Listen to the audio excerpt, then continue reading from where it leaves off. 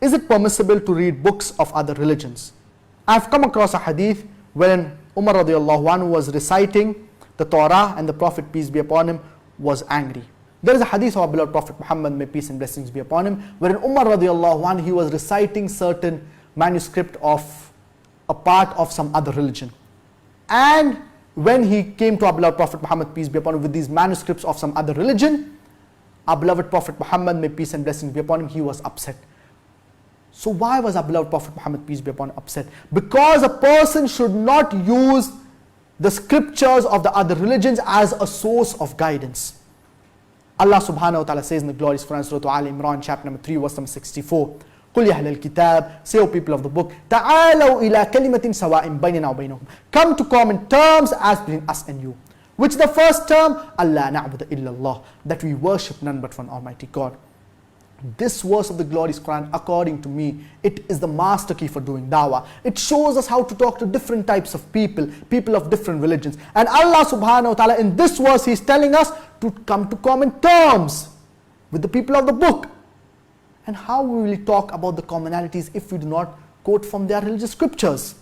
So that's the reason when an individual is quoting from the scriptures of the other religions, it should be for the purpose of dawah. We should not use the scriptures of the other religions as a source of guidance. The only source of guidance for us Muslims, it is the glorious Quran and the authentic teachings of our beloved Prophet Muhammad, may peace and blessings be upon him. So we should not use the scriptures as the source of guidance.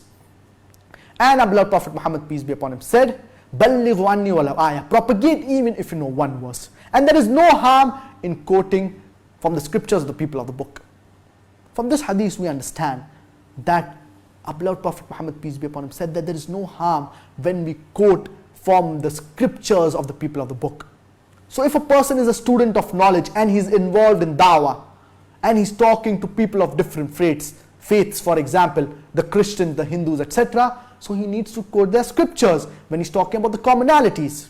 And I've given a talk on concept of God in major world religions, where I've mentioned regarding Tawheed, wherein it is mentioned in the Hindu scriptures, in the Christian scriptures, that we need to worship only one God.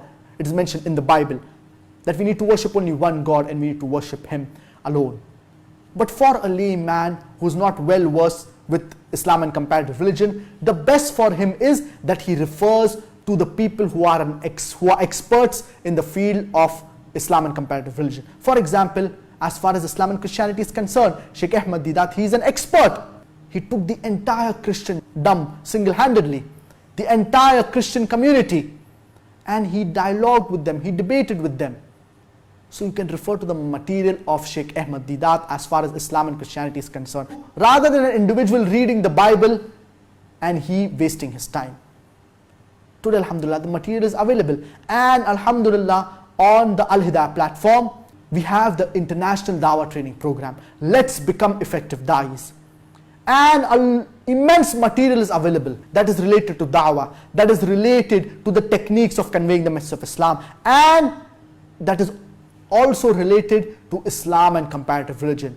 The verses from the Bible as far as Tawheed is concerned, the verses from the Hindu scriptures as far as oneness of Allah subhanahu wa ta'ala is concerned. And when we talk to the Christians, to the Hindus, quoting from their religious scriptures, they are impressed, and inshallah it will draw them closer towards Allah subhanahu wa ta'ala. All the scriptures of the major world religions, they talk about Tawheed, that is oneness of Allah subhanahu wa ta'ala. But we should see to it that when we are quoting from the scriptures of the major world religions, we do not use this as a source of guidance. For us Muslims, the ultimate it is the glorious Quran. But many of the non-Muslims, the Christians, the Hindus, they do not believe the Quran to be the word of God. Therefore, we need to quote from their religious scriptures. But we should not use their religious scriptures as a source of guidance. The only source of guidance for us Muslims, it is the glorious Quran and the authentic teachings of our beloved Prophet Muhammad, may peace and blessings be upon him.